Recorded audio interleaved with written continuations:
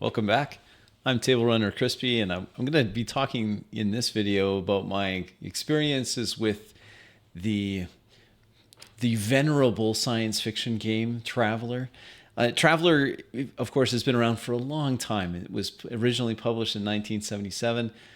I recently picked up a copy. I have never played Traveller. I know that's a terrible thing, and especially for someone like myself who does enjoy science fiction as a genre. I read a lot of science fiction. I've always liked it.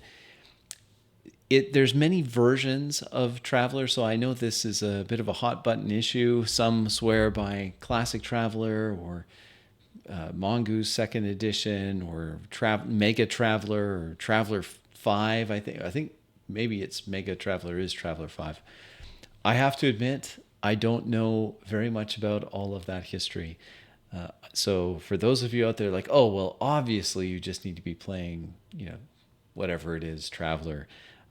You may be right, but I'll just speak about my own experiences with Mongoose Second Edition. My copy says copyright 2021. It's this one here, so I'll show it to you. This is the core update 2022. It's actually quite hard to find this game where I live, and I picked it up while I was about 5.5 hours away in a much larger city, and I picked it up there. The genre is science fiction, of course, as everyone knows, but there's a lot of variety within that, and I was a little surprised when I was reading through the rule book and seeing that you could use this for a lot of different genres, perhaps something that's not quite so far future. In fact, it's implied that you could do this since they have tech levels that vary widely. From all the way from Stone Age, essentially, modern day to far, far future.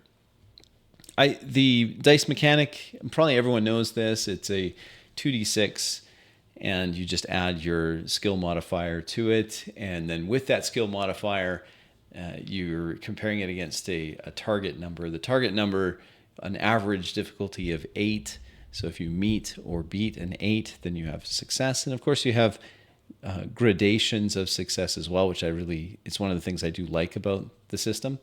I'm going to go through some of the things that stood out to me as I played it we did about 12 sessions. This is a weekly in-person game that I was running, and this was a new system for all of us. So all of my players had no experience with Traveller. I was brand new. I had played a little bit online, but I hadn't run a game before. This is a first for me. What do I like? Being skilled matters. If you have a skill in something or a higher attribute, those +1s or maybe even a +2 makes a big difference. And I like that. I like that having a skill in this thing means that you are consistently better at it than someone without the skill. No HP. I like this a lot. My understanding, and I may make a few errors here. I'm going to try not to. I've made some notes for myself. If you take damage in the world, if your character gets hit with a slug thrower or a laser or something like that, you're going to first take that damage off of your endurance score, and then after that's depleted, you're on to the strength or agility. I like that instead of having a separate pool of hit points. I think it's better to have, in my opinion, it works quite well, and I like that a lot. And it has the right, another positive for it, it feels deadly, just deadly enough. Not too deadly, but if someone starts firing a laser rifle, everyone ducks their head. If you don't want to get hit with that. I like how armor works. That makes it's easy to use. It's easy to teach to new people. This is a like and also a dislike. It has this life path system, which for those of us that didn't come from or came from more class-based games, this is a new and interesting way of creating a character. We did that together as a group. So all players, we all went through it together. We did it by hand. And players, because there was a bit of novelty, I think, because it was the first time for all of us doing that, and it worked. It worked well. It was great. There's some things I don't like about it, but overall, I can see why it's an attraction. It's easy to teach the game to new people. As I mentioned, this was a first experience for our entire group. I am the only one that has a book. None of my other players have this book, and having this book at the table and just passing it around slowed it down a bit, I think. But once they got the hang of it and looking at their character sheets, it really didn't need to reference the book very much at all, which is good. That's a positive. And the rules don't require a lot of out of character resolution. And I really like that because, of course, my focus is in character play. I want to be role playing all the time, combat, non-combat, whatever it may be. We want to be in character without having to break character to come out and resolve mechanical things in the system. We want to be able to just have that be smooth. All right, what do I not like about it? I've already mentioned one. As much as the life path system is a boon, it's a selling point of the system. It does at times feel a little limiting to me. If I wanted to play, for example, let's say I'd really like to play this noble character, or I'd like to play a pirate, or whatever it may be. There's a little bit of chance involved in getting that. Since you roll to see whether or not you have success in that career, in your first career, or what education you get, and there's a bit of a randomization as you go into that, and you decide how many times you're going to go through that until you fail out, or what have you, or get too old. Players at first were really excited about doing the life path, and then after a while they're like, well, I kind of want to just play this character. Like I'd like to play. And so to me, and the other thing too, the life path, because we were doing it by hand, and this could be a function of us all doing it off one book. Yeah, probably be better if everyone had their own book. But going through it took a lot of time. By the end, we were better at it. But there seems to be, and this may just be due to my inexperience, but there seems to be an inherent bias against having a younger character. You're much better to stay in the career and keep going, and it resulted in a party of characters where most of them were pushing late middle age.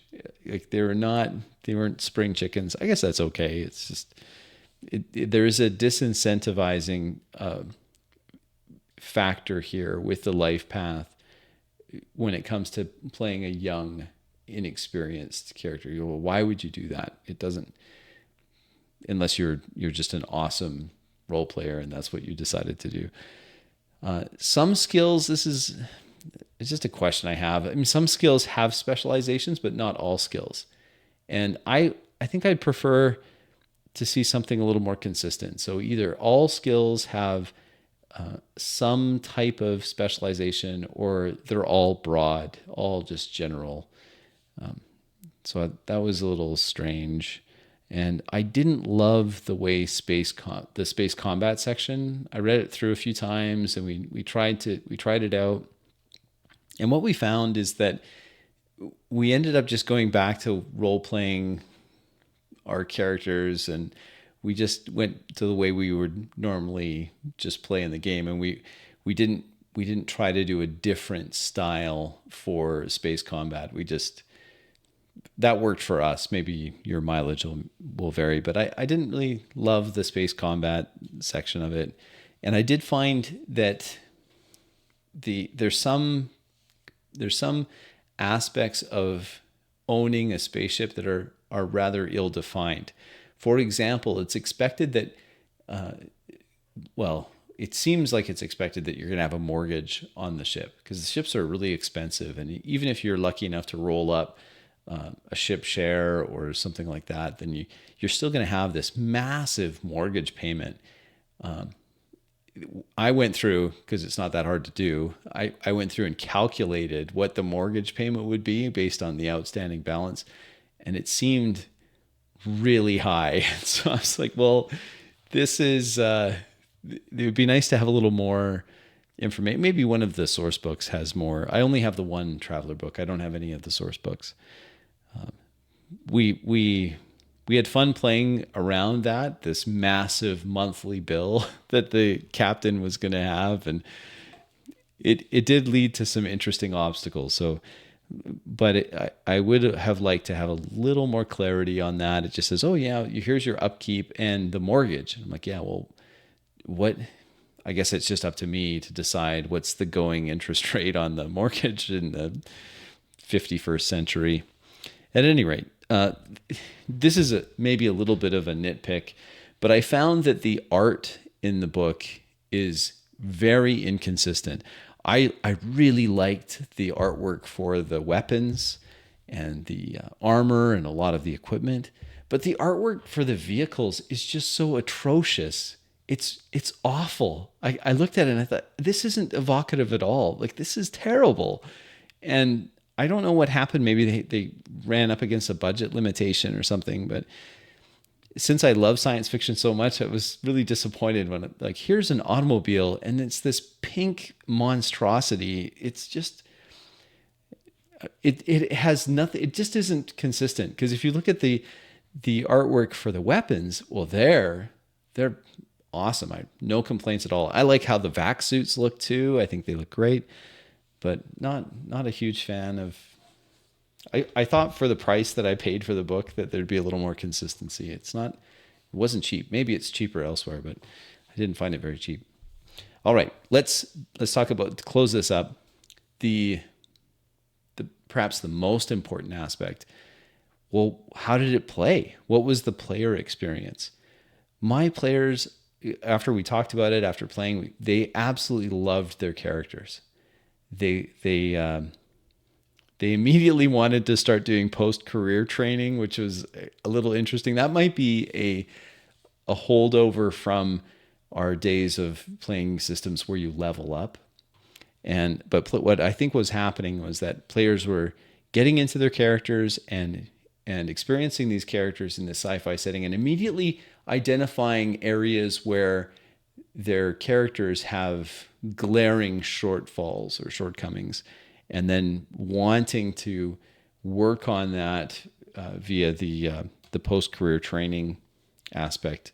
Science fiction, turns out, science fiction is a favorite genre for both myself and for most of my players. Maybe not all of them. There's a couple I think that prefer fantasy, but because it's such a favorite for me, I was super enthusiastic. Every game session, I was just so excited to be playing in a far future science fiction setting. And that was so much fun. I just loved that so much. It's nice that there is such a thing as a Traveler RPG that's been around for so long. For those of us that gravitate more towards a science fiction setting, it's really nice to have the option. The rules are easy to remember. You don't have to reference a lot of things, which is great. It doesn't slow things down. The mechanics are there. They work fine. I already mentioned I'm not a huge fan of the space combat thing. I haven't done enough games with space combat to say, oh, I much prefer this other way. It's just because I've played Starfinder and I didn't like their space combat either.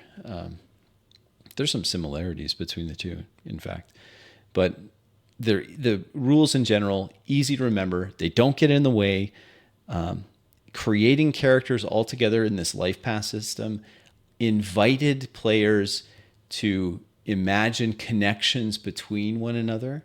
And it resulted in some interesting dynamics, interesting party dynamics. For example, one of the characters was someone that was essentially a grease monkey. He was an engineer, mechanic type, and the player, excellent role player by the way, he decided he wanted him to be really bad with money, like essentially penniless all the time. And the one of the other players rolled up and just so happened to roll up that he had a ship. far trader or something. And so they decided together that they'd linked up, that this mechanic was on a long-term employment contract with the captain, and they had a lot of fun with that. So it was good. It took a while to do, but the connection side of things works well. And it was interesting to see everyone imagining, well, this is what happened. And then we roll on the table to see did you succeed? Did you fail? What happened? It's a mini game, this life path thing. It's interesting. I sometimes wonder, and just closing thoughts here, I don't want to waste anyone's time. So, and I know this isn't an exhaustive review. It's just my impressions, having played it for about 3 months on a weekly basis.